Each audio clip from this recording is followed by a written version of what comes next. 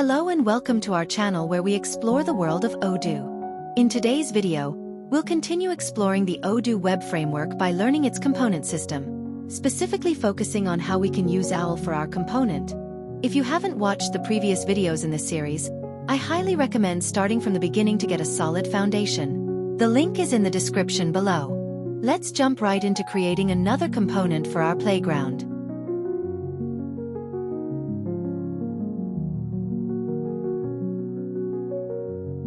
Similar to before, we'll create a new menu item and action for it, rearranging the menu structure as needed. Once that's done, we can focus on learning to use the OWL.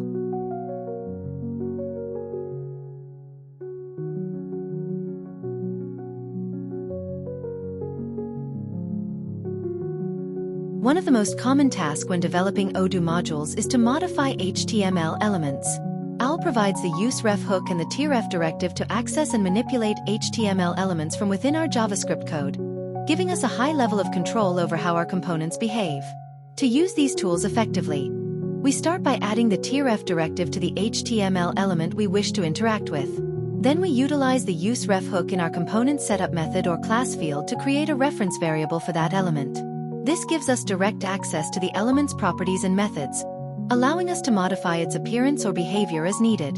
For example, on how to use the reference variable from the directive directive, let's create a button to toggle the element CSS class to change the text color by using the reference variable.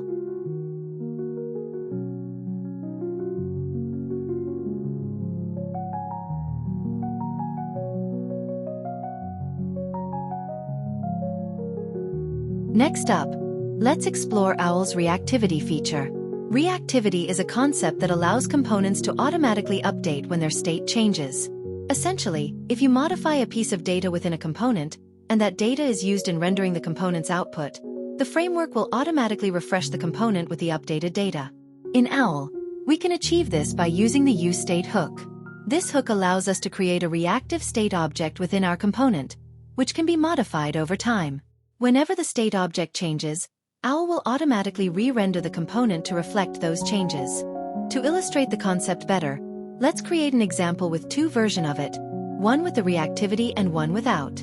Let's say we want to display a random number 4 times with 4 different colors with a click on a button. As we can see here, the one without reactivity requires more code to achieve the same effect. Without reactivity, we need to have references to 4 HTML elements and 4 lines of code to modify the element's inner text. But with reactivity, we only need 1 state object and 1 line of code to modify the state object. So we can conclude that with the reactivity feature, our code is smaller and cleaner.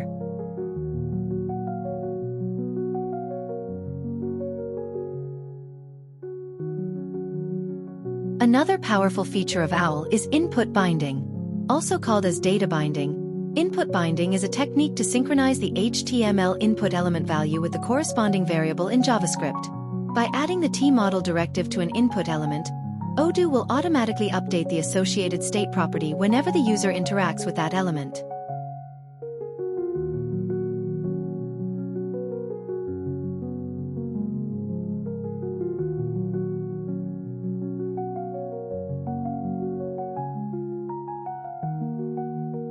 When combined with the reactivity feature, we can have two-way data binding between a component state property and an HTML input element.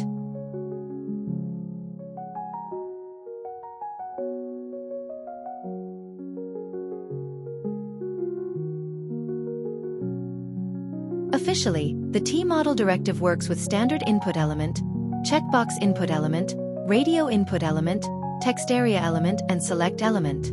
But it seems to work with the range input too. I'll leave the other input type for your exercise.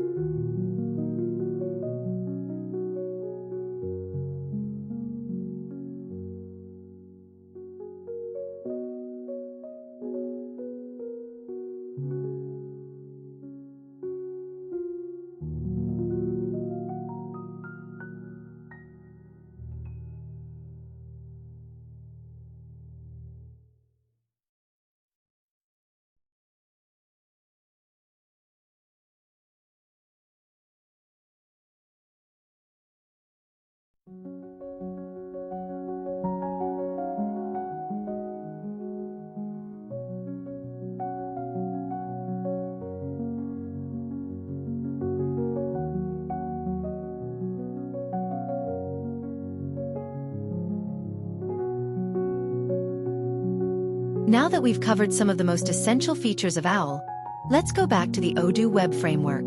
One common requirement when developing custom modules is to allow users to personalize their experience. One way to implement this is to use the Res User Settings model.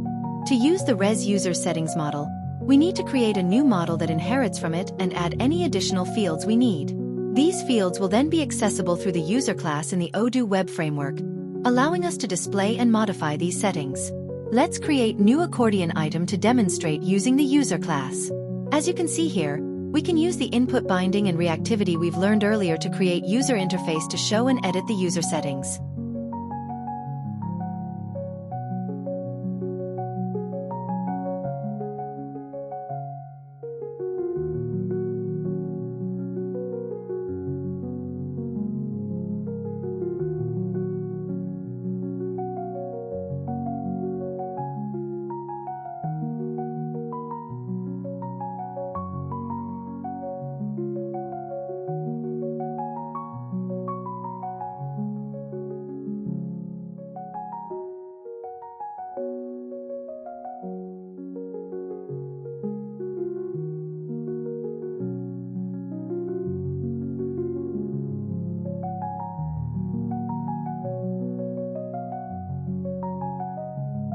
And there you have it. We've explored more of the Odoo Web Framework and its component system.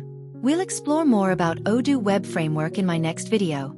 Thank you for watching, and don't forget to like and share this video and subscribe to my channel so you can stay up to date on my experiments and tutorials.